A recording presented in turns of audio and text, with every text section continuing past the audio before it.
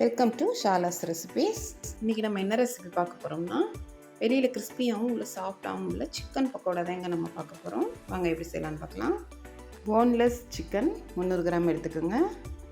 ஹார்லிக் powder 1/2 teaspoon, ginger powder 1/2 teaspoon, chilli flakes 1 teaspoon, organ 1/2 teaspoon, salt தேவையான அளவு போட்டுக்கோங்க. பெப்பரை கொஞ்சம் க்ரஷ் பண்ணி போட்டுக்கோங்க.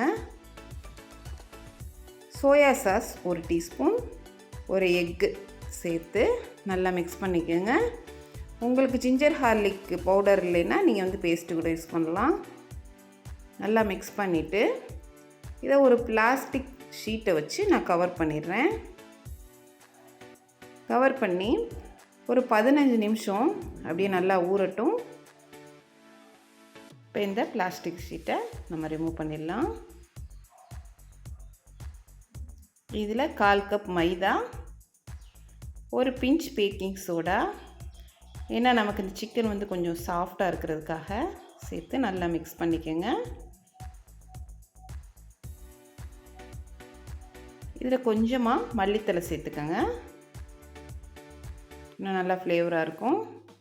சேர்த்து மிக்ஸ் பண்ணிவிட்டு ஒரு கடாயில் எண்ணெயை நல்லா காய வச்சுருக்கேன். நான் நல்லா சூடாக இருக்கணும்.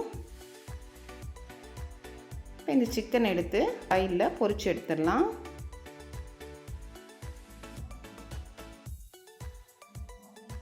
இப்படி எல்லா சிக்கனையும் நம்ம பொரிச்சு எடுத்துடலாம்.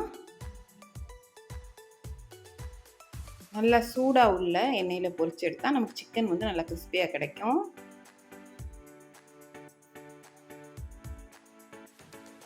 ஒன் சைடு சிக்கன் வெந்தவுடனே நம்ம மீடியம் ஃப்ளேமில் வச்சிடலாம். இப்போ தான் கலர் சேஞ்ச் ஆகாமல் இருக்கும். இப்போ கோல்டன் கலர் ஆனவுடனே நம்ம எடுத்துடலாம். நம்மளுடைய கிறிஸ்பியான சிக்கன் பக்கோடா சூப்பராக தயாராகிடுச்சு. நீங்கள் ட்ரை பண்ணி பாருங்கள். ட்ரை பண்ணி பார்த்துட்டு எப்படி இருக்குன்னு எனக்கு கமெண்டில் சொல்லுங்கள். இந்த சிக்கன் பக்கோடா பொரிச்சிக்கிட்டு இருக்கையிலேயே ஒன் சைடு நம்ம காலியாகிக்கிட்டே இருந்துச்சு. அந்தளவுக்கு டேஸ்ட்டாக இருக்கும். டிப் பண்ணி சாப்பிட்றதுக்கு மயோனீஸ் இல்லைனா புதினா சட்னி வச்சு சாப்பிடுங்க.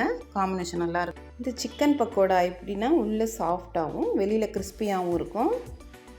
சாப்பிட்றதுக்கு நல்லா டேஸ்ட்டாகவும் இருக்கும். நீங்கள் ட்ரை பண்ணி பாருங்கள். தேங்க்ஸ் ஃபார் வாட்சிங். பாய்.